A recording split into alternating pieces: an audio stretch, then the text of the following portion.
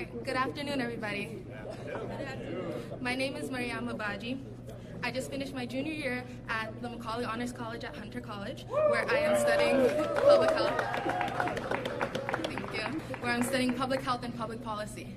This time next week, I'll be on a plane to UC Berkeley for a summer public policy program, which I hope will lead me towards a master's in public health and public administration. But before all that, I graduated from the Bronx High School of Science in 2015, a specialized high school. Before that, I went to JHS 127, a neighborhood public school in Parkchester in the Bronx, just like JHS 292, right here in East New York. I actually wrote my application for the UC Berkeley program about my experience with the specialized high school system. Taking the test and then going on to Bronx Science opened my eyes to many questions of equity and access to resources in our city. There was a huge disconnect from where I came from in Parkchester to the kids that I met from middle schools in Manhattan and Queens. These kids grew up in communities who knew the system. They started in test prep in the 5th or 6th grade. But for me, our counselor came into our class in September, said there's a thing called the specialized high schools, you guys should take the test. My dad took me to Barnes & Noble, I got a Barron's book and did a couple practice tests, and yeah, took the test next month. When I think back, I did have a great experience at Bronx Science. It put me on the path to where I am today, definitely. But it's no joke how few Black and Latino students there were. But actually, it kind of was a joke, because we would make a joke anytime there were 4 or more Black students in one place. We would say, this must be some kind of record, because it just felt that unusual. And this was different from 127, where I went to middle school, and JHS 292, and it's different from the city. And the shame is that there's so many other Black and Latino students like me who didn't have the Barron's book, who scored a few points below the cutoff instead of a few points above. And they really could have benefited from going to school like Bronx Science. But that's just not the way it works now. The resources aren't there, the access isn't there, and the equity isn't there. That's why I'm so excited to be a part of Mayor de Blasio's plan to move away from a test that a lot of kids like me just don't have the same level of access to. I'm excited that we're working to replace it with a system that ensures that the best and the brightest from every school, from JHS 127 and 292, and neighborhood schools like in Brooklyn and the Bronx, get into specialized high schools. So thank you all for listening to my story, and it's now my honor to introduce Mayor Bill de Blasio.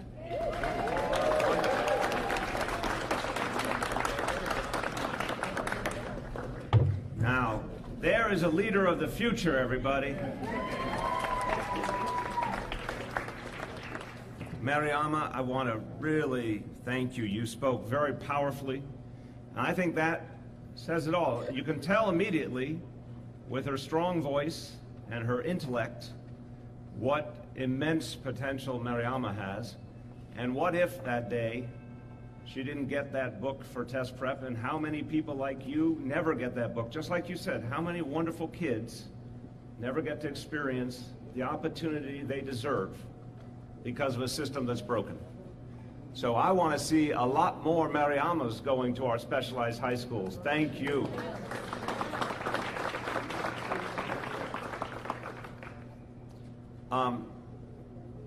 This is an issue that really brings out strong feelings in all of us, because we want the best for our children. We have such hope for our children. We love them.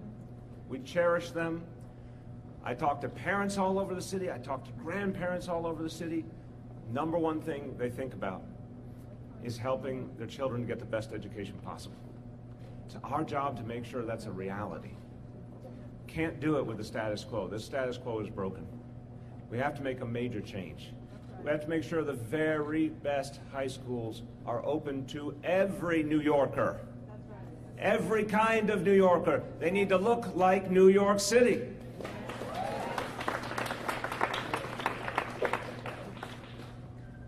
I want to thank all the elected officials who are here with us, because I know this is something they're passionate about. You're going to hear from some of them in a moment, but I want to thank some of the others, including some who are going to have a vote on this and be able to help determine the destiny of children going forward with their leadership. I want to thank Senator Kevin Parker, Assemblyman Michael Blake, Assemblyman Walter Mosley, and council members Rafael Espinal, Lori Cumbo, Robert Cornegie, Brad Lander, and Idanis Rodriguez. And you're going to hear from some of the others in just a moment. Now, I want to thank everyone also at this school for hosting us. Let's thank the principal, assistant principal here. Let's thank everyone at this school. Special thank you and shout out to a trailblazer hiding behind me, Dr. Una Clark. Thank you. She's hiding behind me because she's so shy. Let me ask everyone, do we believe in the status quo? No. Do we believe that children should be kept from the best education possible? No. Do we believe opportunity should be only for some, not for others? No. Time for a change? Yes. Time for a change? Yes. Time for a change? Yes. I believe you. I also see, I did not get him before, Assemblymember Felix Ortiz. Thank you so much for joining us as well. Here's what's been happening. It's what Mariamo was talking about. Basically, for thousands and thousands of students in neighborhoods all over New York City, the message has been, these specialized schools aren't for you. That's really what they've been receiving. In lots of neighborhoods all over the city, they've been told, in effect, this is not your thing. And the amount of talent that has gone missing because of that is unbelievable. Because talent takes many forms. People are going to be great leaders, great thinkers, great creative presences. They take many, many forms. But you know what doesn't allow us to capture all of that and understand all that? A single standardized test could never, ever capture all that talent. Thank you. So the solution is simple. The test has to go. I'm going to say it again. The test has to go. I want to give you a few. I'm sorry, I heard an echo. The test has to go. The test has to go? The test has to go. The test has to go. The test has to go. The test has to go. All right. I agree. Test has to go. Let me give you a couple examples about how zip code is limiting destiny right now in New York City. Bronx Science. It's called Bronx Science. Only 14% of the students come from the Bronx. Brooklyn Tech. Here we are in central Brooklyn. This is a shameful statistic. Brooklyn Tech, one of the jewels in the crown of public education in this city. 3.4% of the students at Brooklyn Tech come from central Brooklyn. I mentioned the one that drives me the craziest. Stuyvesant admitted almost 1,000 students last time. 10 were African American.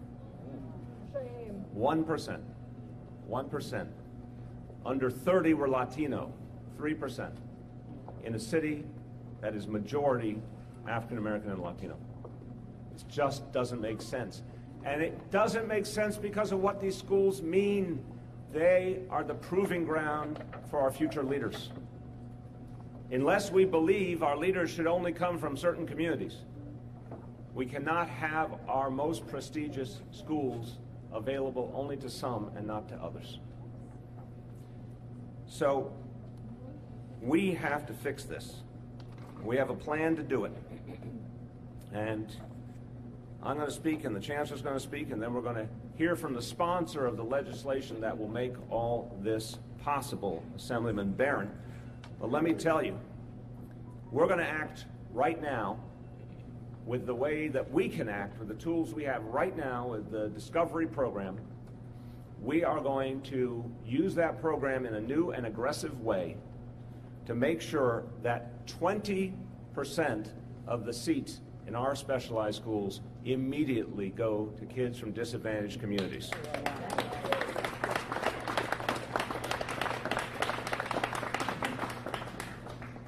But that is only the first step. We need Albany to act.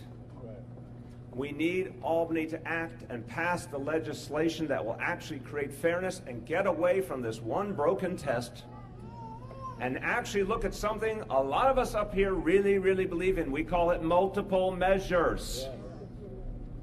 Looking at the child through the prism of their ongoing accomplishment, not just how they did on one 3-hour test. I want to emphasize this, everyone. One time only, 3-hour test.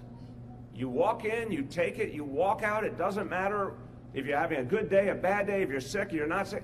You get one shot only for 3 hours. That determines your future. Nothing could be more insane than that. And we don't want to make decisions that way. Our new plan, this legislation, when it is fully implemented and when it brings us a fair way of admitting students, will result in specialized schools in which 45% of all students will be Black and Latino.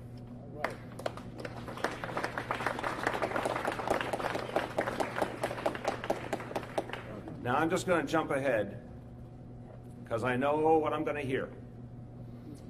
I can already write the script. Somehow these wonderful, prestigious schools won't be the same.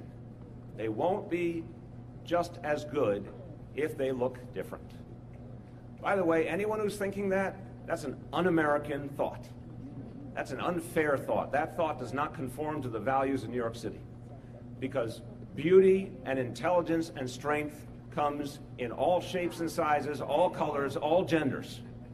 So I want to actually present to you that not only is that a false accusation, and we will hear it momentarily, I guarantee it, it is actually patently incorrect. These schools will get better when they reflect all of New York City.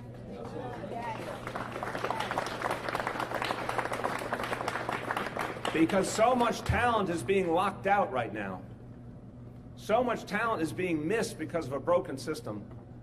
We will actually get a student body that not only looks like New York City, but brings a much richer talent base that actually has proven their talent, not just in one room and one test and one day, but over years and years. And brings that creativity and brings that drive and brings that ability, and that's going to lift all boats. So we could not be more excited. And some will say today, and they are right, justice has been delayed. But that does not mean justice has to be denied. We can fix this, and we intend to in New York City.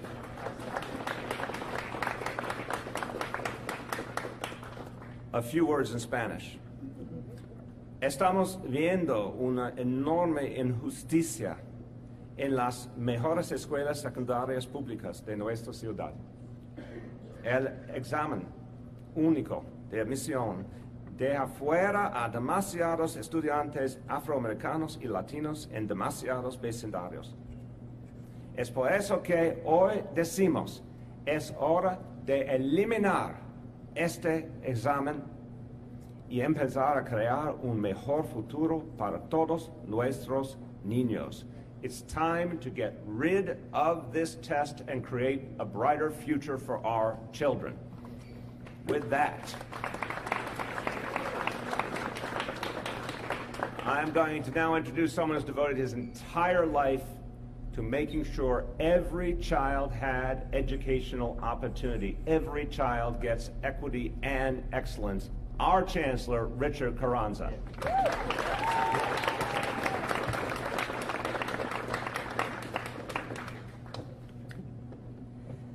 So good afternoon. That's my mayor. Thank you for your courageous leadership, Mr. Mayor. I want to also thank everyone that is here today.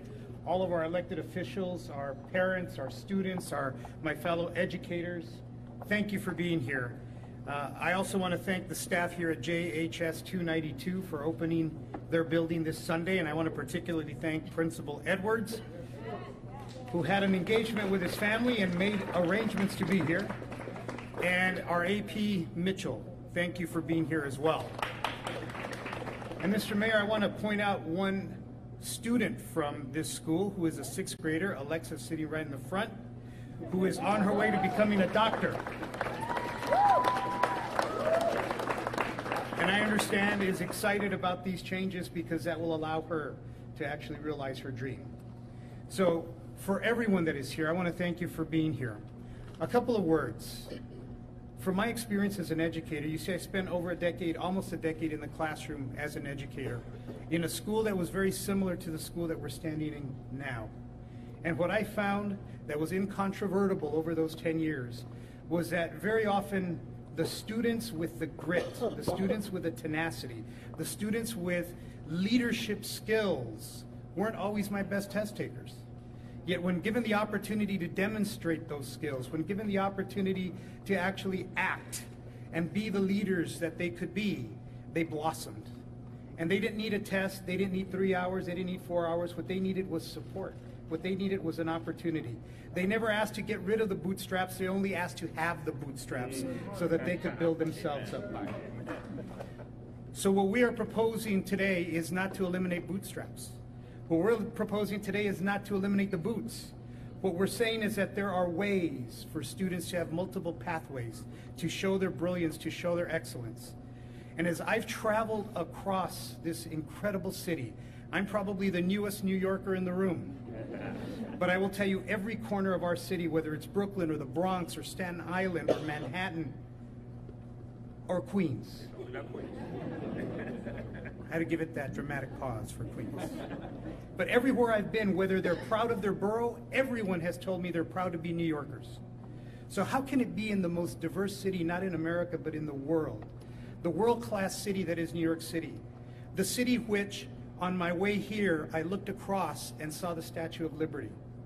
How could it be, and I've asked lots of questions, how could it be that we have a system that denies the full array of the beautiful students in our system an opportunity to avail themselves of these kinds of educational experiences?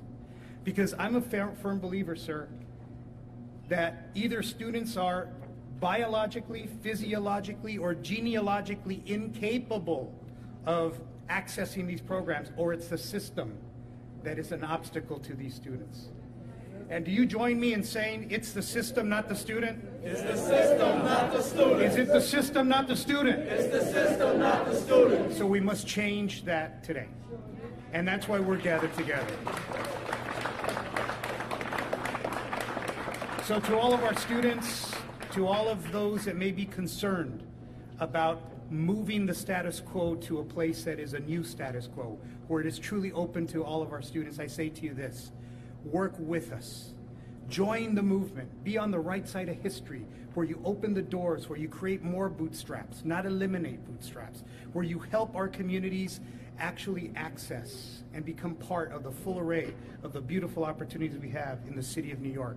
I ask you to work with us, and our commitment is to work with you. But rest assured, the time has come. We are an enlightened people in New York City, and our time has come.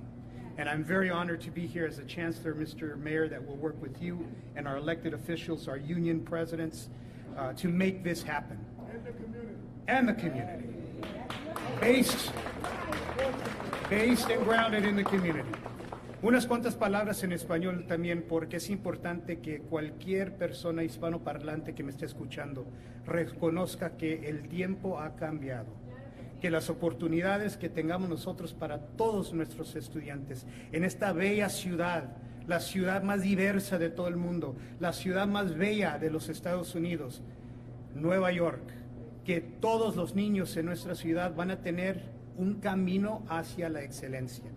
Y removiendo las barreras sistémicas que hemos tenido para que nuestros estudiantes tengan esas oportunidades, no tan solo es el trabajo de su canciller, es el trabajo de nuestra ciudad, y con el liderazgo de nuestro alcalde y todos los líderes y la comunidad. Es importante reconocer que no vamos a parar hasta que tengamos éxito en este asunto. Entonces les pedimos su ayuda, les pedimos su apoyo, pero más que nada, gracias por traer a sus hijos y hijas a nuestras escuelas públicas. Esto es parte de nuestra promesa a ustedes de que no tan solo los vamos a proteger, sino que los vamos a educar y les vamos a enseñar el camino hacia el futuro y el éxito. Muchísimas gracias.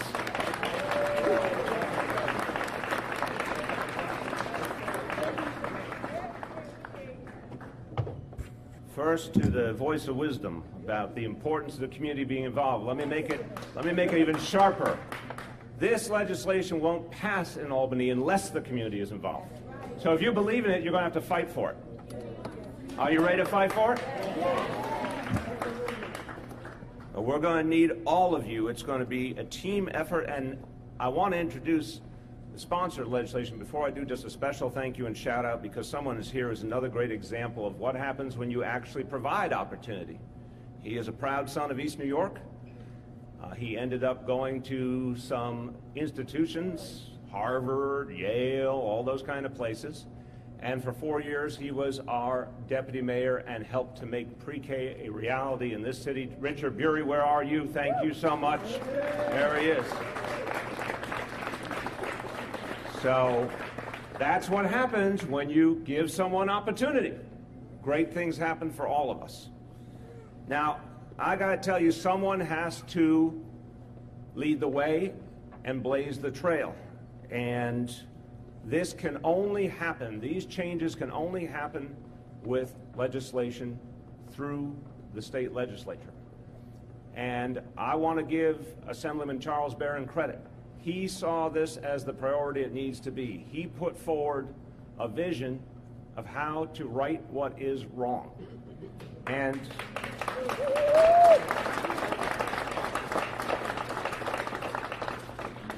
he knew that this would take a lot of work, that change always takes a lot of work.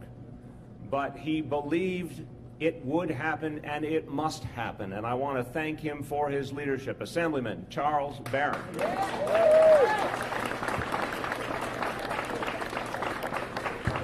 like that or not? You choose. You good? Okay. Thank you. Very well. Very well.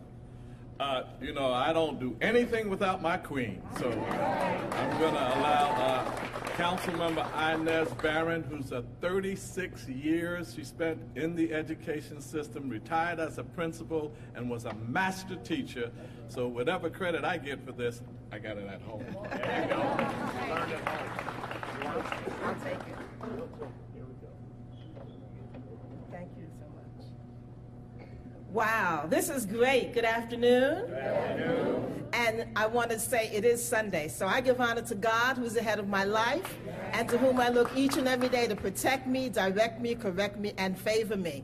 I'm so pleased to see so many of you here talking about how important this issue is.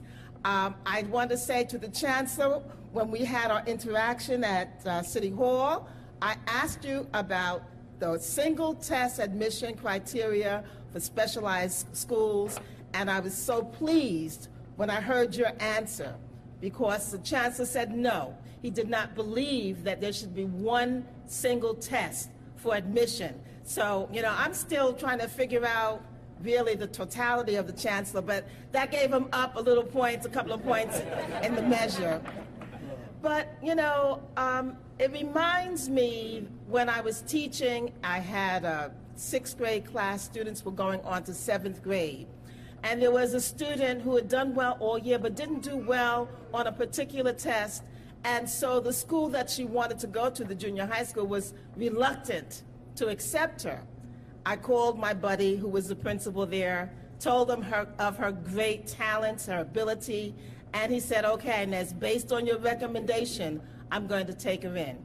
Well, she got to school, and she was so impressive that he put her in his SP class, and she did 3 years of junior high school in 2 years, okay? So we can't use one measure. There've got to be other measures that we know are objective and legitimate and talk about the totality of the person. So for me, what redlining was in housing, that's what this single measure test is in education. So we've got to eliminate it. We've got to make the equity. We've got to, as I talked with the Chancellor earlier, make sure that we're getting the personnel in the schools that are there to bring all of the students up to their ability and up to their talents and their potential. And I'm excited about this, and I'm looking forward to the sponsor on the Assembly side moving it forward. I know my colleagues in government and city council are going to get behind the resolution supporting this, and we know that with your involvement and your support, we're going to be successful. Thank you.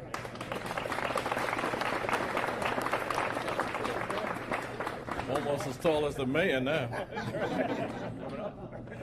You know, there's a time for fighting and there's a time for uniting. This is the time for all of us to unite, to have a greater fight for the children of this city.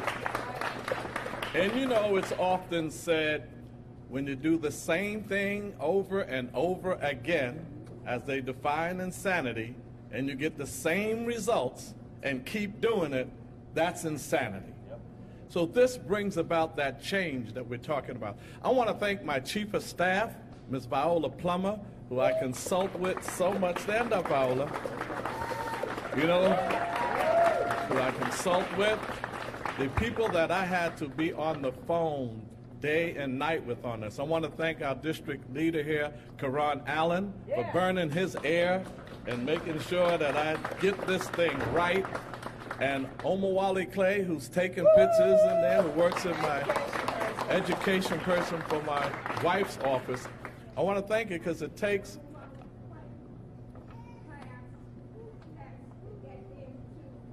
Brooklyn Tech. Oh, Omawali Clay passed the test to get into Brooklyn Tech.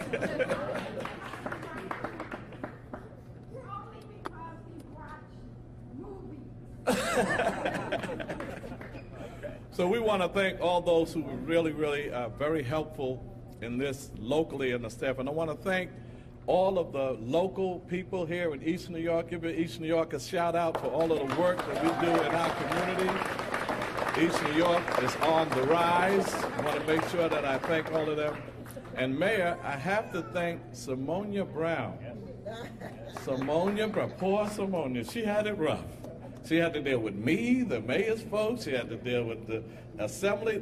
She works in your office? State legislative director. She's the state legislature. Shimonia, all night. We were on the phone till late night Friday before we can finalize this, and she went back and forth. So I don't know whether she's here or not, but I just wanted to publicly thank her for all of the work that she did. About the bill, you know, I know we talked about bootstraps, and I understand that concept, but it's about all of us rising.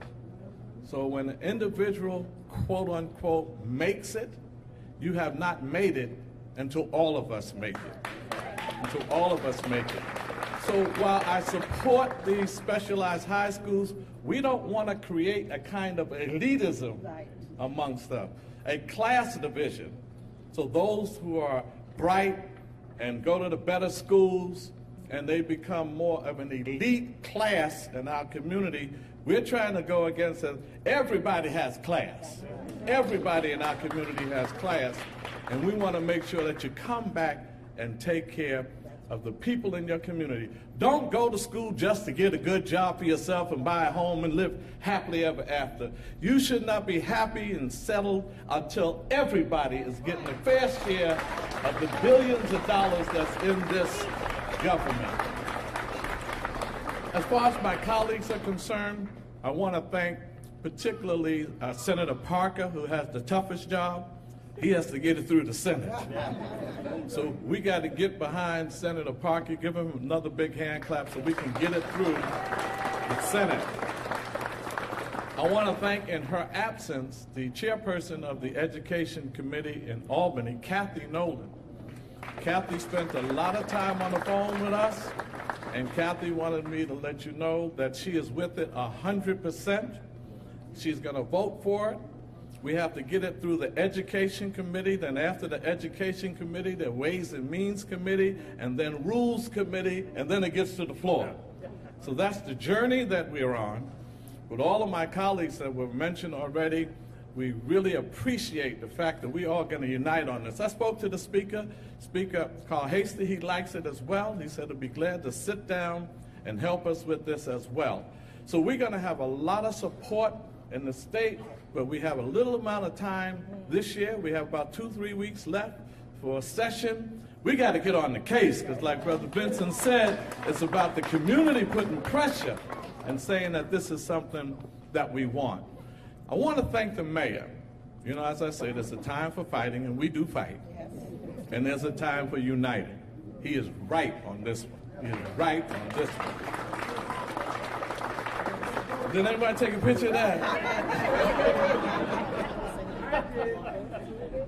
And he's right on this one. As a matter of fact, his recommendations even strengthened the bill. And the original bill was put forth by Kareem Kamara.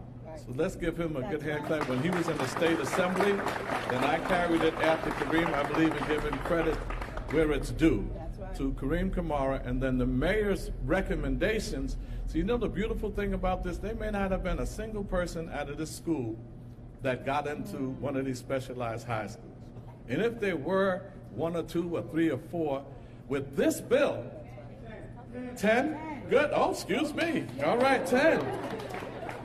Now check that out. 10 got in. Give him a big hand clap for that. 10. In spite of what's happening in our neighborhoods and our schools, 10 got through. But guess what this bill would do? 3% in the first year in every middle school or junior high school. That means 30 would have gotten through here instead of 10. And by year 3, 70 would get through because it'll be 7%. So if we look at grade point average or how the grades they score during the academic year, it's only right. You spend all year working hard to get a 90, 95 average, then you're going to take one test? If you did that for all the semester, then you can do that anywhere. And you should be able to have the opportunity to do that. So I'm going to end it by saying that we're going to get this through the assembly. We're going to work it hard, just like I fight for everything for our people. When we win this, and we will win, it won't be just for the select few students. It'll be for every student in our community, because we're going to come back and lift them up as we still rise. In spite of the economic oppression, in spite of the lack of opportunities, we still rise, because nothing can keep us down when we get the opportunities that we so rightly deserve.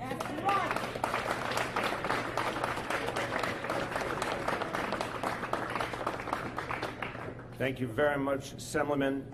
Another crucial part of this equation was a report released a year ago that pointed out just how extreme the inequalities were, and that it was not a situation that could possibly be tolerated any longer.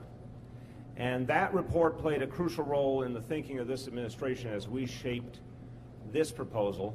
And the author of that report, along with his team, is Brooklyn Borough President Eric Adams. We welcome him.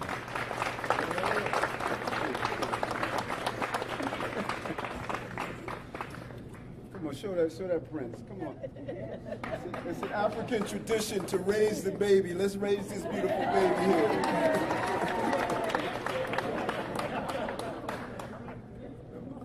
First, let me say this, and I want folks to really remember that I said it.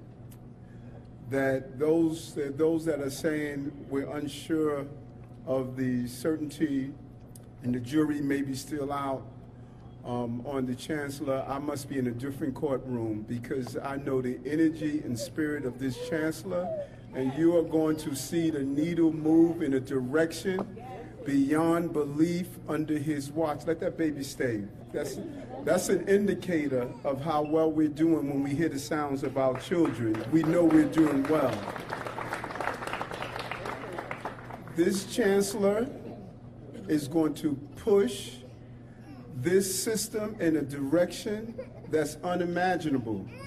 And the fingernail marks are going to be in the history of our time, that we're going to drag some folks towards the right place to be, and we're going to be a better city because of that.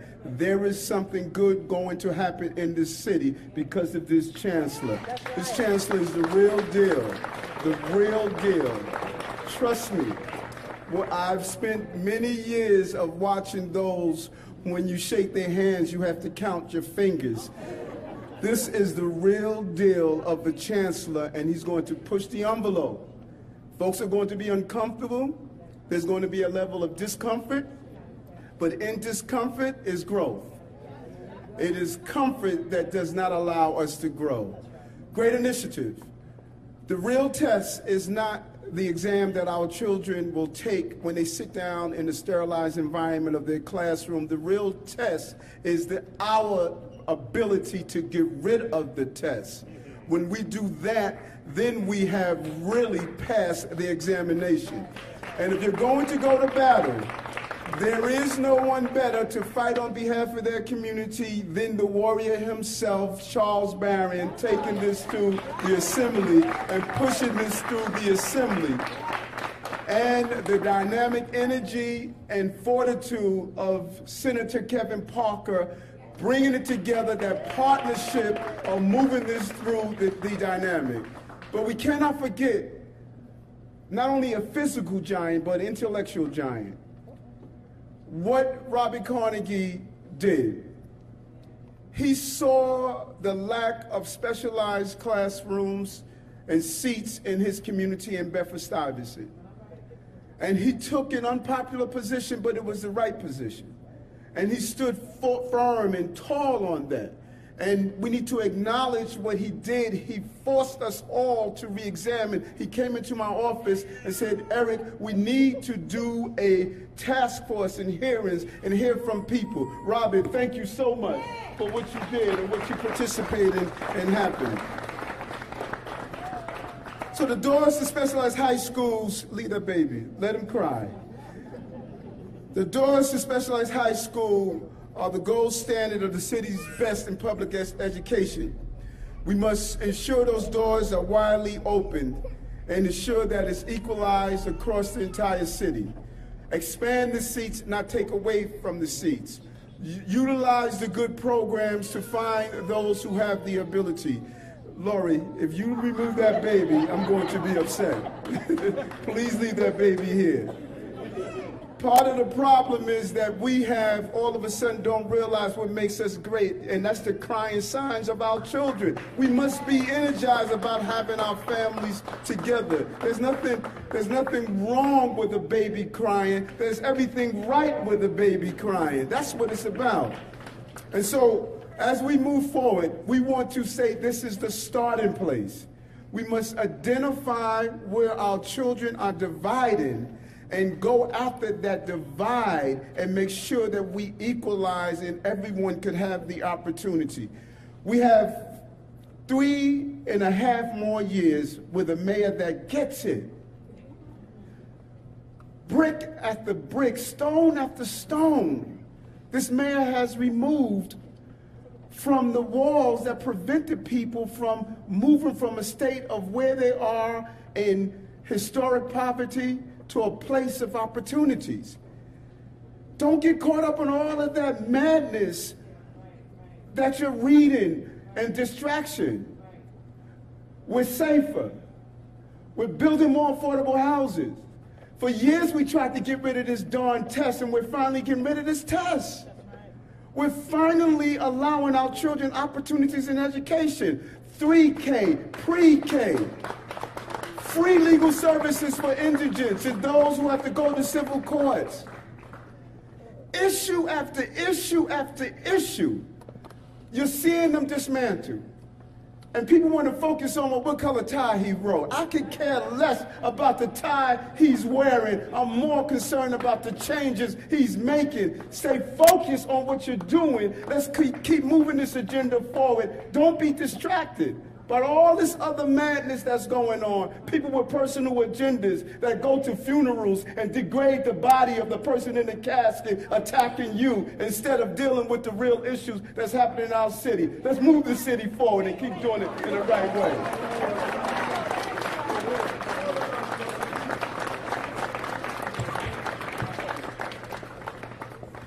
Now, it's true that the state Senate is a different body than the Assembly.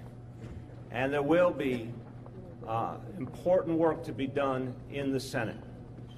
Well, I want to thank the senators who have already come forward, and there's going to be more coming behind them to support this. The immediate response we've gotten has been so positive in both the Assembly and the Senate. And I want you to hear from one of the strong voices of justice who's going to help lead the charge, State Senator Roxanne Persaud.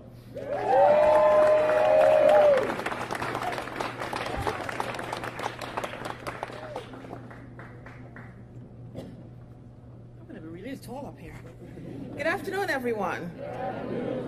I am going to be brief because I just want to highlight some things, why it's important what the mayor is doing, what Assemblymember Charles Barron is doing, and what my colleague in the Senate, where we have the toughest job, Kevin Parker, what he's doing. And it pertains to this school. Any one of you who didn't see it, when we talk about giving children the opportunity, anyone who didn't see it, think of this school. When you're listening to the narrative surrounding the changes that will come. This school, 292. Sorry, 292. 272 is in my other school. And I'm reading 292. They offered 3 Regents courses, right? Listen to this. Algebra, 100% passing. That's how you do it. Living environment, 96% passing. And history and government, 92% passing. Right? That's why we want to give children the opportunity. It's not, no one is saying that, oh, you're entitled to it. We're saying give them the opportunity. When we give children, such as the children in 292, the opportunity, the 10 who are going to specialized schools, think of what will happen when you open it up to all of the children in 292.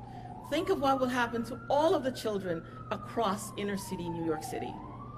That's all we're asking for. We're not saying to anyone who's saying, well, why should we do this? Think about it. Should we give our youth the opportunity? That's the question we should all ask. And if you can answer that question and give a resounding yes, then you're fine. No, it's not already answered, because there's still the question that's being asked. Why should we? Why should we? Why should we? And the answer to why should we is every child deserves an opportunity. Thank you all very much.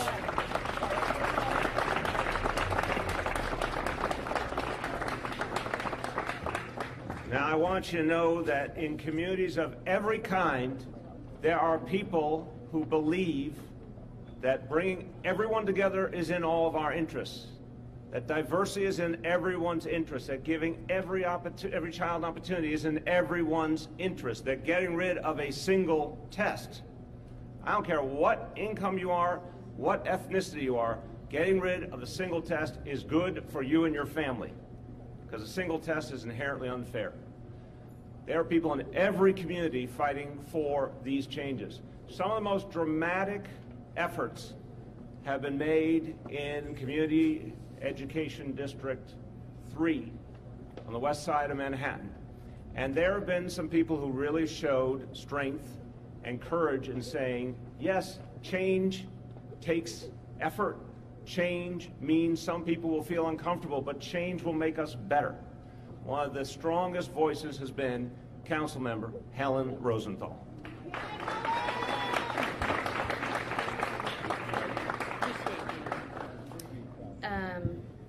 Mariama. Hi. So you'll be out of college in what, 4 years? Next year. Next year. Helen Rosenthal. I'm ready. I'm ready for you. All right? Got a job offer. All right. Nice. I studied both of those things in college and graduate school, so I see you. So as long as admissions criteria are based on one test alone, in a city where privately paid test prep is pervasive among those families that can afford it, it's a patently unfair system. The mayor's plan is a recognition of that fact and the disparities it has created. I want to thank Mayor de Blasio for the willingness to address that inequity and disparity. I urge the state to move this plan forward quickly to begin the 3-year criteria phase-in. Our kids cannot afford to wait any longer. Thank you, Mr. Mayor, for recognizing the tale of 2 cities within our public school system. Appreciate you.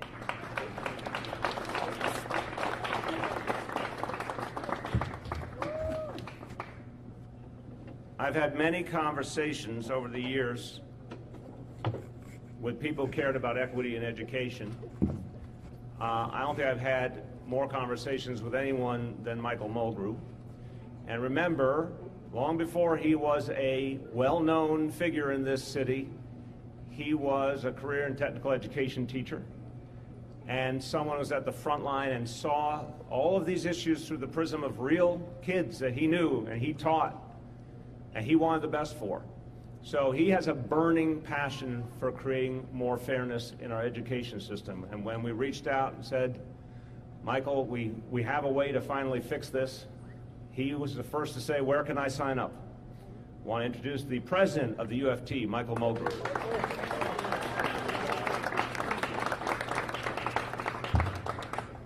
First, I want to thank all the people behind me for being here today. This is a day I am so proud to stand with all of you saying, we're going to make our system better. And we're going to work on this together, and it's not going to be easy. Let's be clear, this is not going to be easy. And I want to give a special acknowledgement to the UFT's Vice President of High Schools, Janella Hines, who led the task force. Come on, Janella, wave. I know you're here somewhere. There she is. She led the task force of volunteers of the teachers from the specialized schools who said, when they were finished, their report was, reinstate the discovery program to our school system. We need to come up with a system and fight to change in Albany a single test admissions. And we have to come up with a system where we are recognizing students who have already demonstrated excellence up through junior high school and figure out how to help them get into these schools. So clearly the teachers from these schools understand the issue. And when I lobby and I have discussions in Albany, invariably we have to listen to people say, well, when I went to that school, and I have to stop them right away. I said, when you went to the school, the discovery program was in place. And they're like, what's the discovery program? I said, it was there. It was taken away from our city. And we all know that there is an inherent bias, as the mayor said, against a single standardized test as an admission criteria. What are we saying to our students who come from very difficult and challenging lives, who persevere through those challenges, have demonstrated excellence, that, sorry, you fell a little bit short, you don't have access. Even though I would make the argument to anyone here that a young student taking care of their siblings, dropping children, their brothers and sisters off to school every morning, taking care and making sure that they get home, that the homework is done and they get fed, and they have been excellent throughout their junior high school career, I will take that student any day over someone who did well one day on a test. That is the student that we want. To my friend, Chancellor Carranza, I agree with Mr. Adams, Borough President Adams. I have seen your words, seen your actions already, and I am looking forward to our work together, because I do believe we're going to push this school system into even a better place than it is right now. And to the mayor, this is a tough one. I can already write the editorials. I can write them right now. I've been getting this editorial against, because every year this comes up and I go to Albany and I say, we need to get rid of the test, and they write wonderful editorials about me. Thank you. You're standing up, you're doing the right thing, you're saying enough is enough, this city can do better. So all of our elected officials from Albany, you understand that the UFT is behind you. We will lobby, We will help you. We will have the conversations wherever you believe you direct us to have them. But this is something that has to happen because it's time for us to say to all of the wonderful children in this city, and I am telling you, I did not teach very far from here. And some of the children I taught clearly, as far as I were concerned, were performing miracles by just doing well in school. It is time for us to say, we're here to help all of you. So thank you all very, very much.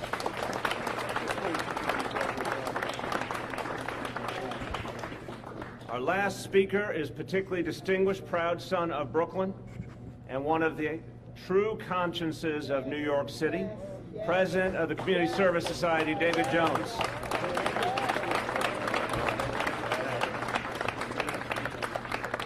Thank you, Mr. Mayor. I think I share with Charles Barron. We have taken the mayor to task on a number of issues, but it's a welcome opportunity to join with the mayor and the other people here, the chancellor, to support what we see as a real ray of light. We sued through the Department of Justice with as a lead plaintiff in a civil rights suit that was brought specifically against the test. That was 3 or 4 years ago. We published studies talking about how pernicious this test is by our lead education person, Lazar Treshan. And we've offered some of the suggestions which actually the mayor's plan in some ways enhances, not drawn from New York, but drawn from Texas, where admission to the University of Texas was changed from purely exam-based to taking the top tier of youngsters. The same thing applies here, and it's not only about black and brown children, it's the brightest kids who are struggling throughout the city of New York. And it's time to do this. It's absolutely time. It's not only important for the kids who get in. I saw an interview that shocked me 3 or 4 years ago at Stuyvesant, where young people from Stuyvesant were talking about how they thought they were superior, and that the parents of kids who didn't get in didn't have the kind of drive their parents did. The danger of this, obviously, is beyond reinforcing racism. How are they going to get out there once they graduate and deal with a real world, which is so complex and diverse? So this is a time not only to deal with the expansion of opportunity and getting the very best and brightest out there who are ready to go, but it's also making sure that all students in these environments have a real understanding of how widespread brilliance is and how they're going to have to be dealing with people of different kinds for their entire life. And that's part of the challenge here. So we join with the chancellor and the mayor. We think this is not only a bellwether for these elite schools, but it's the first wedge and the first fight to spread equity and end segregation in New York City schools. And it's a pleasure to be here.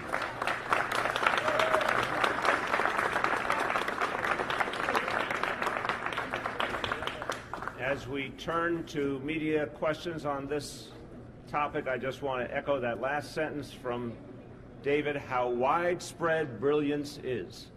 We all see it every day in this community and so many others. We see the brilliance of our young people. Let's give them all opportunity. That's what this is about. Okay, media, yes. One way to push Albany that has been successful on some issues in the past is for the city to do it itself, basically. So we know that 5 of the 8 schools, the newer schools, are under city control. You had said on Brian Lair a few months ago that you were going to sort of look into what the options would be like. Why not essentially force Albany's hand in what will be an uphill political battle by changing the admissions of 5 of the 8, showing that it can work, and saying, okay, now you guys do the other thing? I appreciate the question, and I appreciate the logic of the question, but it goes back to the fact that we think the law right now isn't clear on this issue, and the best way to win is to go change the law. It's as simple as that. When we're confronted with a situation like this, we recognize that the best way to get the result we want for our kids and make sure it sticks is to get the law changed. And I think now we have a moment in history where that can happen. I think this is the other part of the equation. You know, even a few years ago, there were strong voices talking about the lack of diversity in some of our schools, but that has now become a crescendo. It's become so intense in the city, this demand for fairness. We have a new chancellor. I'm starting a new term as mayor. We have a lot of changes happening in Albany. I think the stars have aligned for us to get the optimum outcome, which is a change in the law. Yeah. A few alumni associations, Stuyvesant, Brooklyn Tech in particular, put out statements saying that they oppose the plan, and on Facebook groups, there are a lot of people commenting, alumni Facebook groups from those schools, saying that this policy or proposal strikes them as anti-Asian, since the overwhelming majority of students at some of those schools are Asian. Now, I mean, nothing could be further from the truth. And look, I think if people want to argue on the merits, argue it on the merits. But don't try and divide us. Because this is not anti-anyone. This is pro-opportunity. By the way, I mentioned, and Helen Rosenthal made the point too, that we want to see kids from Helen's community, and she comes from my community, who are not great test takers. Because a lot of us aren't great test takers. We want to see every kind of child have opportunity. And that opportunity is based on the totality of their work. We're talking about looking at years of academic work rather than 1 3-hour test. And that's good for people across the spectrum. So I think that critique is wrong and unfair. We want to have opportunity for everyone, but the current reality is clearly exclusionary. You can see it on his face. How can Stuyvesant have almost 1,000 kids come in each year and only 10 are African American? We wouldn't accept that in any other institution. That has to change. Go ahead. Mr. Mayor, one of the other issues that some of the alumni organizations raise is this. The things that you will be, the students who go to public schools, if you phase out the test, will have an opportunity to get into schools. But there are other students who go to private schools, yeshivas, Catholic schools, Muslim schools, other private schools. What accommodations will be made for them to get into the specialized schools under your new board? It's a great question. Now, I always will start, and there's a chancellor, a deputy chancellor can help me, but let me just frame, because I think Marcia is asking a very important question.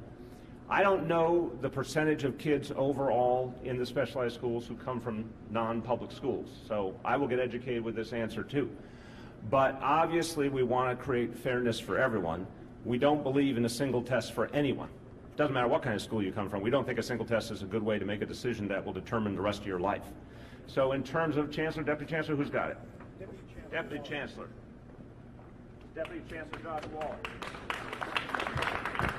Thanks.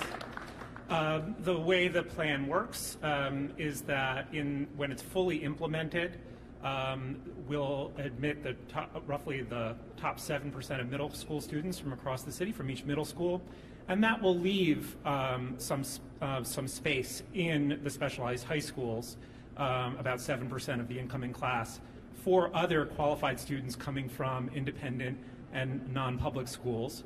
And the law accommodates that and ensures that they have very high academic performance, and then they'll be selected from that pool based on a lottery. So a fair way of selecting high-performing students from those schools. So there are opportunities for students from all over the city to participate in specialized high schools. But will there be certain criteria for those students? I mean, will they have to be high-performing? Yes. Or could anybody, you know, like could you be in the bottom percentage of your class and still be in the lottery? No, those students would have a minimum grade point average of 3.7. So that's an A- average, and then those students would be put into a pool, and we would do a lottery out of that pool.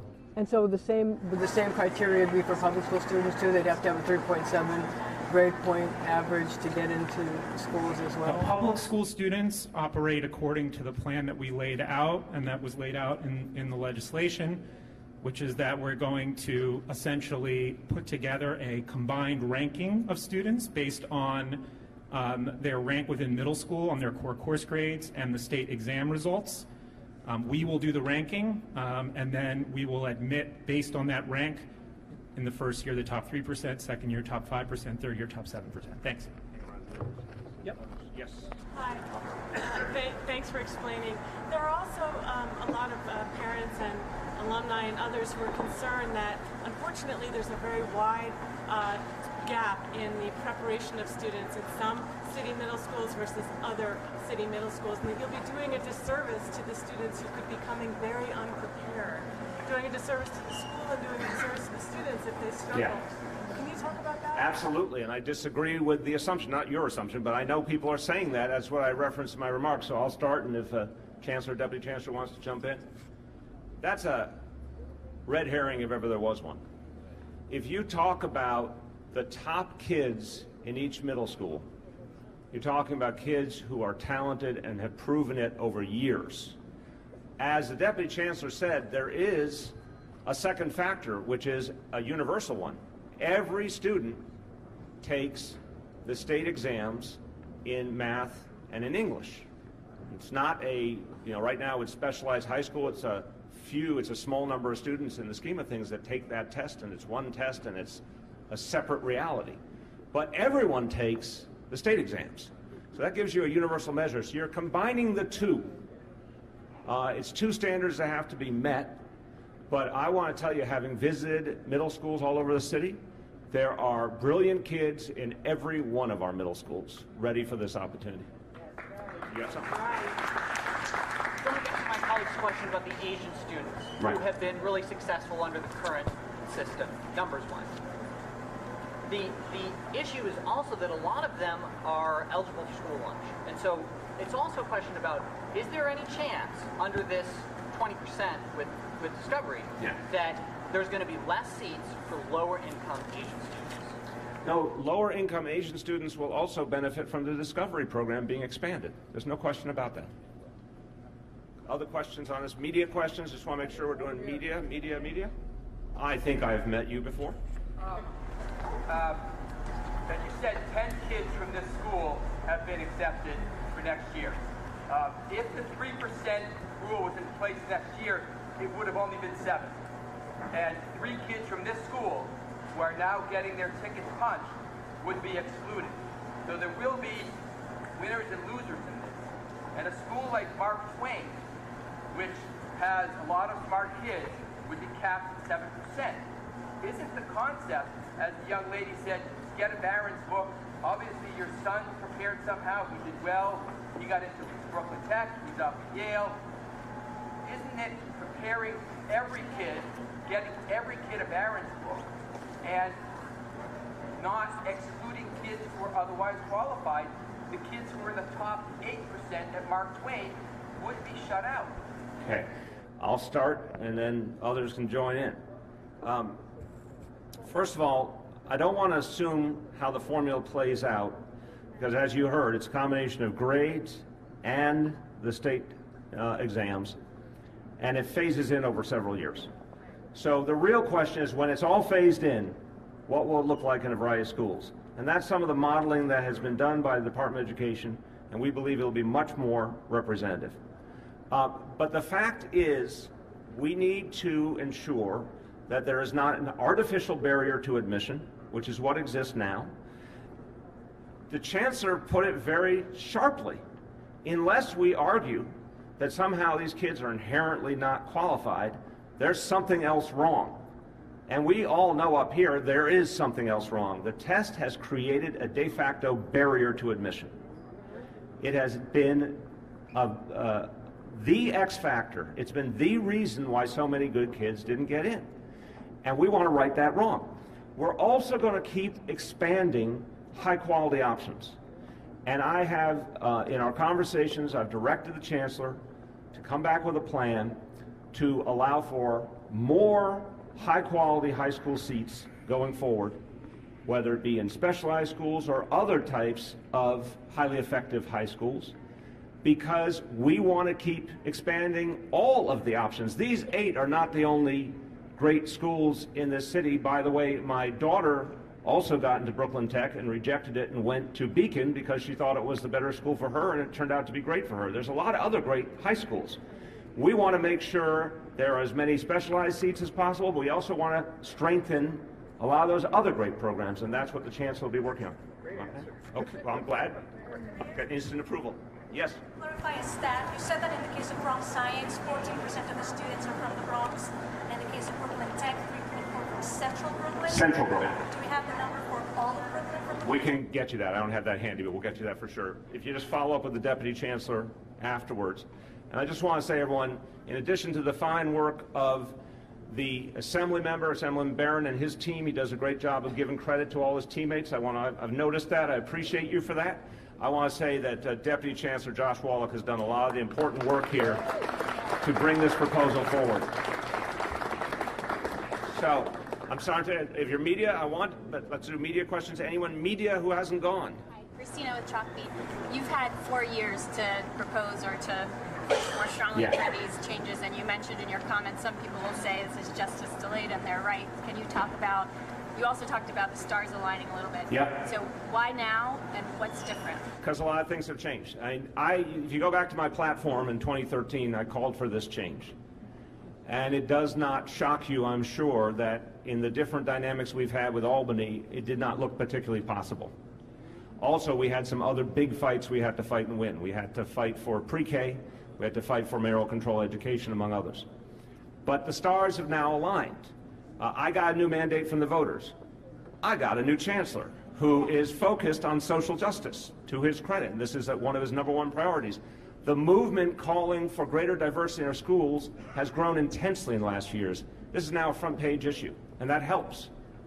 So that is all changing. And then I would say Senator Parker might agree with me that we project certain changes in Albany in the next few months that could really change the whole debate. And when Senator Parker's in the majority, this is going to get a whole different kind of hearing. So those are the reasons. The moment's right for it.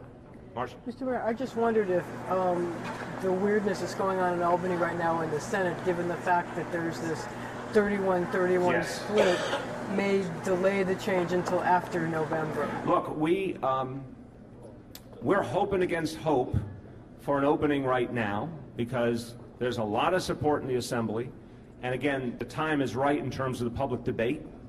But we're also aware of the fact that by putting this bill front and center so intensely right now, it's going to start a big discussion in this city and in Albany. If we can't get it done now, it sets us up very well to go get it done in the next session. Will you start considering hardships, or how holistically you look at students when they're applying for How holistically will you look at students, look at hardships that things they have gone through besides their 3.7 GPA?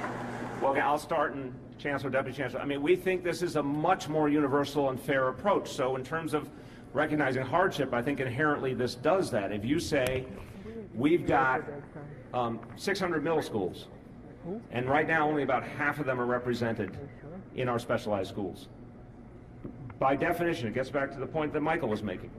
If you give the very best kids in each of those middle schools that are left out right now, you're going to bring in a ton of talent, real-world talent, but also a lot of kids who, by definition, are not coming from families that are advantaged. But again, you also have the state exams, a universal measure, as a balance factor. So I think that's a way of addressing economic reality, demographic reality, hardship, the whole set of questions with one unified approach. And it is the polar opposite from a one-time only test that only a few people even take to begin with. Yes. I think this is probably one of the more politically controversial education You would be correct. you've had, having been along for the ride. I guess I'm wondering, is this sort of like, we've been talking a lot about the semantics around segregation. Yeah. I mean, is this going to be sort of a tip of the iceberg moment? Obviously, I know your chancellor is highly interested in having this conversation, taking action. How much are the next few months figuring out if you're gonna get this through Albany and if it's gonna work? How much is that gonna show you about how far basically you can push the city on segregation? I appreciate the question. It's a very insightful question, but I want to say I don't think this is the measure of how far this city can go. This city's ready to go very far. This city's been moving without Albany. Look at what Helen and so many other good people did in District 3. Look what's happening in District 1. Those models are going to go citywide sooner rather than later. And I've said that publicly. Now we have the proof. But we cannot ignore the jewels in the crown. I mean, how can you have fairness and diversity if your very best schools are not in the equation?